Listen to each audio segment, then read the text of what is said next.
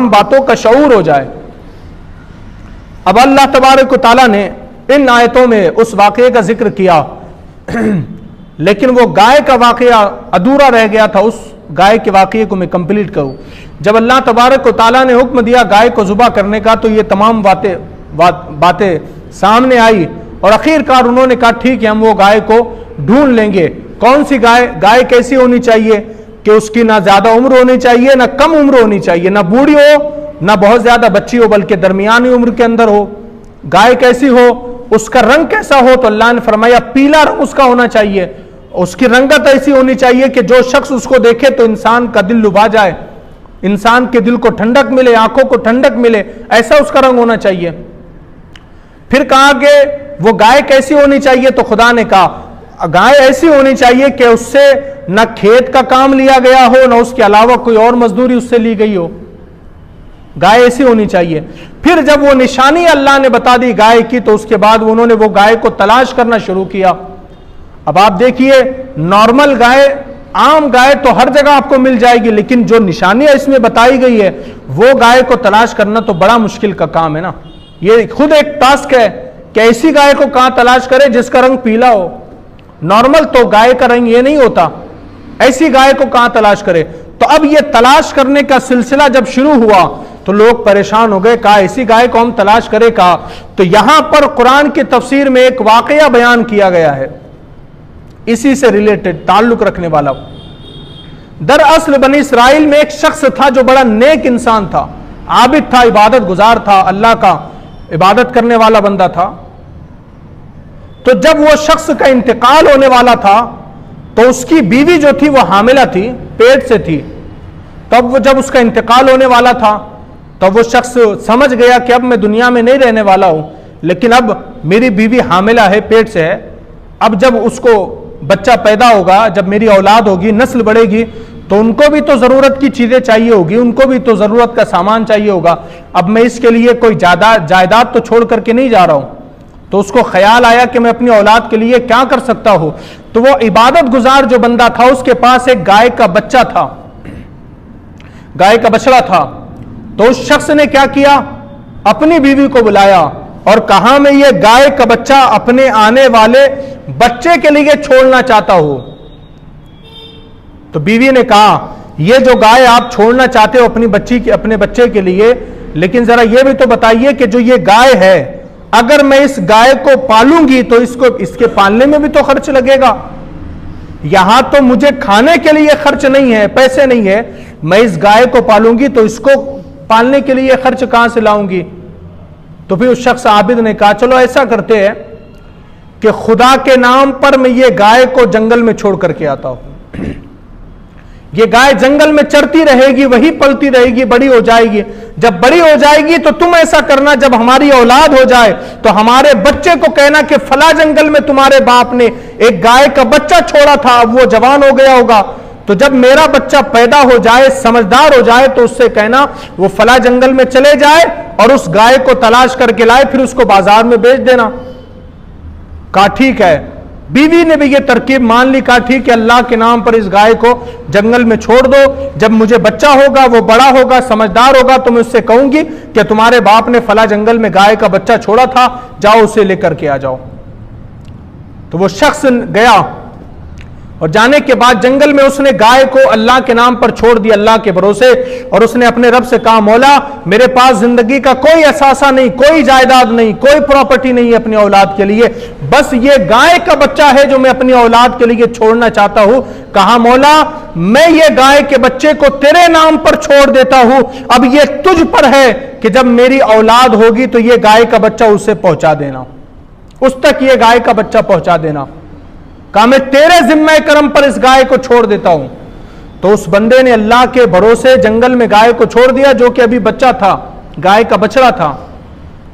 इधर वो शख्स ने जंगल में गाय को छोड़ दिया, वो वापस अपने घर आ गया। कुछ दिनों में उस शख्स का इंतकाल हो गया। जब उस शख्स का इंतकाल हो गया, फिर उसकी बीवी जो हामिला थी उसको लड़का पैदा हुआ। जब लड़का पैदा हुआ तो कुछ साल के बाद वो लड़का बड़ा हो गया। जब वो समझदार हो गया, बुलूगत को पहुंच गया, तो उसकी मां ने उसको बुलाया, बिठाया और कहा बेटे तुम्हारे बाप ने तुम्हारे लिए गाय का बछड़ा छोड़ा था जंगल में, चलो ऐसा करो कि तुम फला जंगल में जाओ और जाकर के उस गाय के बछड़े को लेकर के आओ, फिर उसे बाजार में फरोख्त कर देना, बेच देना, कुछ कीमत मिल जाएगी जिससे हमारा तुम्हारा गुजारा हो जाएगा। अब वो बच्चे ने मां से कहा, मां भला जंगल के अंदर में जाऊं और जाकर के उस बच्चे को तलाश करूं, गाय के बच्चे को, तो ये कैसे मुमकिन है कि जंगल में मैं उसको तलाश करता रहूं, इसलिए कि जंगल कोई छोटा तो नहीं होता, बहुत बड़ा जंगल होगा और मैं उसे उस बड़े जंगल में कहां तलाश करूंगा। तो मां ने कहा, बेटे अल्लाह की जात पर यकीन रखो, अल्लाह की जात पर यकीन रखो। कहा करना क्या है? कहा मेरे बच्चे तुमने बस जंगल में जाना है और जाकर के जंगल में आवाज लगानी है कि अल्लाह मेरे बाप ने जो गाय का बच्चा तेरे सुपुर्द किया था, आज मैं उसी गाय के बच्चे को लेने के लिए आया हूं, तू मुझे वो गाय का बच्चा मुझ तक पहुंचा दे। कहा यह आवाज लगानी है, उस गाय को पुकारना है। कहा ठीक है। वो बच्चा गया जंगल में, जाकर के उसने वही अल्फाज दोहराए जो मां ने कहे थे। उसने उस गाय को आवाज लगाई तो अल्लाह की शान देखिए, जब इसने उस गाय को आवाज लगाई तो वो गाय दौड़ते दौड़ते इसके पास आ गई। इतने बड़े जंगल में वो गाय इसके पास आ गई। उसने वो गाय को लिया, अपने हाथ से पकड़ा और इस तरह से वो चलते चलते अपने घर पर पहुंचा। वो गाय लेकर के आ गया। जब वो गाय लेकर आ गया तो मां ने कहा, बेटे चलो ऐसा करो, अब इस गाय को बाजार में जाकर के बेच करके आओ। कहा मां ठीक है, लेकिन कितनी कीमत मिलेगी इस गाय की? कहा 2 दीनार मिलेंगे इसके। बाजार में जाना, इस गाय की बोली लगाना 2 दीनार, और जो खरीदने आएगा उसको बोलना 2 दीनार में बेचूंगा।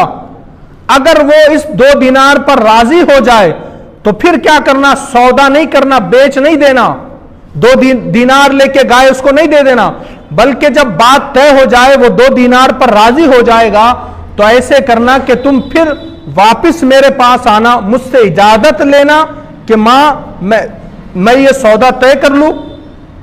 अगर मैं तुझे इजाजत दे दूं तो फिर वो गाय उसको दे देना, वरना वापस लौट कर आ जाना। अब आप देखिए, एक नॉर्मल चीज है कि तुम्हें ये 2 दीनार में बेचनी है। बच्चा जाकर के बाजार में 2 दीनार में किसी को बेच देता, वापस आ जाता 2 दीनार लेके।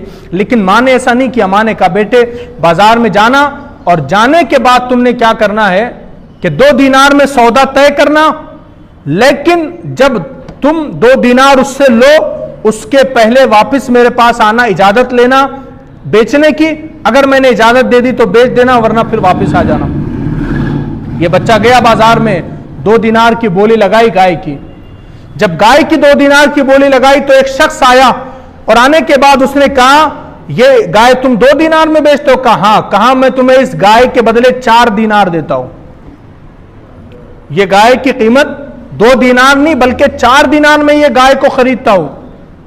कहा ठीक है, 4 दीनार में अगर आप खरीदते तो ठीक है, लेकिन शर्त यह है, इस शर्त पर बेचूंगा कि बेचने से पहले मैं अपनी मां से इजाजत लेकर के आना चाहता हूं। तो शख्स ने कहा नहीं, तुम्हें इजाजत नहीं इस चीज की। 2 दीनार तुमने मुकर्रर की थी कीमत, मैं तुम्हें 4 दीनार देता हूं, लेकिन मां की इजाजत नहीं लेना। उसने कहा नहीं, ऐसे तो नहीं हो सकता, मैं मां की इजाजत लेकर के आता हूं। जब वो वापस आया और आने के बाद उसने मां से कहा, मां मैं तो 2 दीनार में बेचना चाहता था, लेकिन एक शख्स आया, उसने कहा 4 दीनार तुझे दूंगा, लेकिन मां की इजाजत नहीं लेना। तो मां ने कहा ठीक है, अगर वो 4 दीनार में तुमसे वो गाय खरीदना चाहता है तो उसको 4 दीनार में गाय बेच देना, लेकिन फिर शर्त यह है, जब सौदा हो तो फिर वापस मुझसे आकर के पूछ लेना। अब वो शख्स, बच्चा गया बाजार में, वो शख्स आया, कहा तुमने मां से पूछ लिया? कहा मां से पूछ लिया। 4 दीनार में बेचना है? कहा 4 दीनार में बेचना है। तो उस शख्स ने कहा, अब मैं तुम्हें इस गाय के 4 दीनार नहीं दूंगा, बल्कि इस गाय के 6 दीनार दूंगा। इस गाय के 4 दीनार नहीं दूंगा, बल्कि 6 दीनार दूंगा। कहा ये तो अच्छी बात है, ठीक है, मैं अभी अपनी मां से पूछ कर आता हूं कि 6 दीनार में यह गाय को बेचना है। तो उस शख्स ने कहा 6 दीनार उस शर्त पर दूंगा कि तुम अपनी मां से इजाजत लेने के लिए नहीं जाओगे। कहा नहीं, मैं तो मां से इजाजत लेने के लिए जाऊंगा। वो फिर गया मां के पास। कहा मां, वही शख्स ने 4 दीनार के बदले 6 दीनार की बोली लगाई है, लेकिन अब वो कहता है कि मां की इजाजत लेने के लिए नहीं जाना तो मैं तुमसे ये 6 दीनार में खरीद लूंगा। मां ने कहा बेटे ठीक है, अब दोबारा जाना और जाकर के उस शख्स से कहना कि क्या तुम मुझे ये गाय को बेचने की इजाजत देते हो। अब तक वो मां से इजाजत लेने के लिए आ रहा था बेचने से पहले, तो मां ने कहा बेटे से कहा, मां ने कहा बेटे जाओ जाकर के। अब वो शख्स जो 1 दीनार की कीमत को 2 बना रहा है, 2 दीनार की कीमत को 4 बना रहा है, 4 दीनार को 6 दीनार बना रहा है, अब उसी शख्स से पूछ लेना कि क्या तुम्हारी इजाजत है कि मैं ये गाय को बेचूं, क्या तुम इजाजत देते हो। बेटे ने कहा मां ये गाय तो हमारी है, इजाजत उससे क्यों ले कि गाय बेचनी है या नहीं बेचनी है। कहा बेटे तुम नहीं जानते वो कौन है। कहा वो कौन है। कहा जो शख्स तुमसे आकर के सौदा कर रहा है दरअसल वो कोई इंसान नहीं है बल्कि अल्लाह का भेजा हुआ फरिश्ता है। कहा अब जाना तो उस फरिश्ते से सवाल करना कि क्या तुम इस गाय को बेचने की इजाजत देते हो। अगर वो कहे हां कहे तो बेच देना, वरना घर लौट करके आ जाना। अब ये बच्चा गया बाजार में और फिर वो शख्स नजर आया इंसान की शक्ल में फरिश्ता। अब उससे पूछा अब मैं गाय बेचने के लिए नहीं आया हूं बल्कि आपसे इजाजत लेने के लिए आया हूं। तो उस शख्स ने कहा उस फरिश्ते से जो इंसानी शक्ल में था, कहा मेरी मां ने मुझसे कहा है कि क्या आप इस गाय को बेचने की इजाजत देते हो। तो उस फरिश्ते ने कहा अब तुम्हारी मां समझ गई कि मैं कौन हूं। कहा मैं तुम्हें इस गाय को बेचने की इजाजत नहीं देता, इसलिए कि अगर आज बेचोगे तो बहुत थोड़ी कीमत मिलेगी। कहा फिर कब बेचना है। कहा थोड़ा इंतजार करो, बनी इस्राइल में किसी का कत्ल होने वाला है, कोई बनी इस्राइल में कत्ल होने वाला है, फिर उसके कातिल को तलाश किया जाएगा, फिर लोग हजरत मूसा के पास आएंगे, अल्लाह हुक्म देगा गाय को जुबा करो, फिर वो सवाल करेंगे गाय कैसी होनी चाहिए, तो फिर खुदा कहेगा गाय बहुत ज्यादा कम उम्र नहीं होनी चाहिए, बहुत ज्यादा बूढ़ी नहीं होनी चाहिए, गाय की रंगत जो है वो पीली होनी चाहिए और गाय से कोई खेती का काम नहीं लिया जाना चाहिए। कहा ये सब वो निशानी अल्लाह उनको बताएगा। फिर वो गाय को तलाश करने के लिए इलाके में ढूंढेंगे, जब वो गाय को ढूंढते ढूंढते तुम्हारे पास आएंगे तब उनको ये गाय बेच देना। का उनको कितनी कीमत में ये गाय बेचना है। या तो 1 दिनार 2 दिनार 4 दिनार 6 दिनार की बात चल रही थी। का जब वो ढूंढते हुए आएंगे तो उनको कितने दिनार में गाय बेचनी है। तो उस फरिश्ते ने कहा इस गाय की कीमत 2 दिनार नहीं है, 4 दिनार नहीं है, 6 दिनार नहीं है, बल्कि फिर क्या है। वो फरिश्ते ने कहा जब बनी इस्राइल वाले गाय खरीदने के लिए आएंगे तो उनसे कहना ये गाय मैं तुम्हें उस शर्त पर बेचूंगा कि इस गाय की जो खाल है इस पूरी खाल को भरकर अगर तुम दीनार बदले में देंगे तो गाय बेचूंगा। इसकी खाल भर के दीनार अगर तुम मुझे देंगे तो मैं ये गाय को बेचूंगा। वो बच्चा तो खुश हो गया कि गाय की खाल भर के दीनार हमको मिलेंगे। कहा हाँ तब बेचना। तब ये वाकया पेश आया। अब आप देखिए ना अल्लाह की कुदरत है, कोई चीज यूं ही नहीं हो जाती बल्कि हर एक चीज के पीछे अल्लाह की कुदरत होती है, उसकी मसलिहत होती है। वो कत्ल के कितने साल पहले ये वाकया पेश आया खरीदने बेचने का, और फिर फरिश्ते को अल्लाह ने भेजा कहा रुको सबर करो अभी किसी का कत्ल होने वाला है, फिर उसके कातिल को ढूंढा जाएगा तब गाय की जरूरत पड़ेगी तब बेचना, अभी बेचोगे तो कम कीमत मिलेगी। फिर वो जमाना गुजरा, हजरत मूसा अलैहिस्सलाम ने उनको निशानियां बताई, वो लोगों ने वो गाय को तलाश करना शुरू कर दिया। और जब गाय को उन्होंने तलाश किया तो वो बच्चे के पास मिली। बच्चे से आकर के पूछा कितनी कीमत होगी। उस बच्चे ने कहा ये कीमत जो आज तुम पूछ रहे हो ये कीमत अल्लाह ने मुझे पहले बता दी है। कितनी कीमत में बेचना है अल्लाह ने मुझे फरिश्ते के जरिए पहले बता दी है। कहा बताओ क्या कीमत होगी। तो अब ये जो मुज़ाकिरा चल रहा है, ये जो बात चल रही है, ये आम लोगों से बात नहीं चल रही है बल्कि वो बच्चे की हजरत मूसा से गुफ्तगू चल रही है। हजरत मूसा पूछ रहे बताओ कीमत क्या है। वो बच्चे ने कहा ये जो गाय है ना जब इसको जुबा कर लिया जाएगा, इसकी खाल जब उतार ली जाएगी तो इसकी खाल भर के अगर मुझे दिनार दिए जाएंगे तो मैं ये गाय को बेचूंगा। हजरत मूसा ने डन कर दिया, कहा ठीक है तुम ये गाय बेच दो, इसकी खाल भर के हम तुम्हें सोना दे देंगे, दिनार दे देंगे। तो आप सोचिए, जब वो वाकया पेश आया, ये बच्चे को खाल भर के सोना और दीनार मिल गए। अब आप यहां पैगाम देखिए क्या है। एक तो पैगाम ये, अल्लाह का कोई काम मशीयत से खाली नहीं है, मसलिहत से खाली नहीं है। हर काम के पीछे कोई ना कोई मसलिहत है, कोई ना कोई मशीयत है।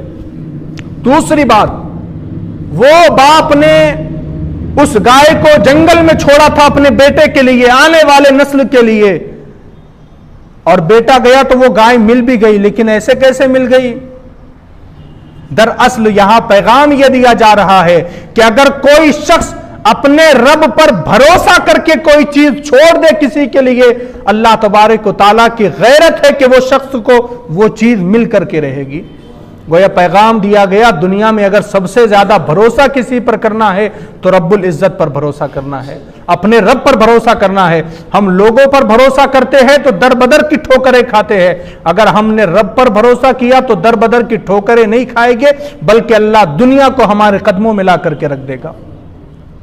तो इन वाकयात से हमें पैगाम मिलता है कि हम अल्लाह के ऊपर भरोसा करें, अल्लाह की ज़ात पर यकीन रखें, अल्लाह की इबादत करें, अल्लाह की फरमाबरदारी करें, उसके अहकाम पर अमल करें, तभी हम दुनिया में कामयाब हो सकते हैं। तो ये सूरतुल बकरा की तकरीबन 72वीं आयत थी जिसकी हमने तफसीर समात की। मजीद बातें इंशाअल्लाह आइंदा हफ्ता हम समात करेंगे। अल्लाह रब्बुल इज़्ज़त की बारगाह में दुआ है, कहने सुनने में जो गलती हो अल्लाह अपने फजल व करम से माफ़ फरमा ले। ये दर्स की बरकतें अल्लाह हम तमाम को नसीब फरमाए। अस्सलामु अलैकुम व रहमतुल्लाहि व बरकातुहू।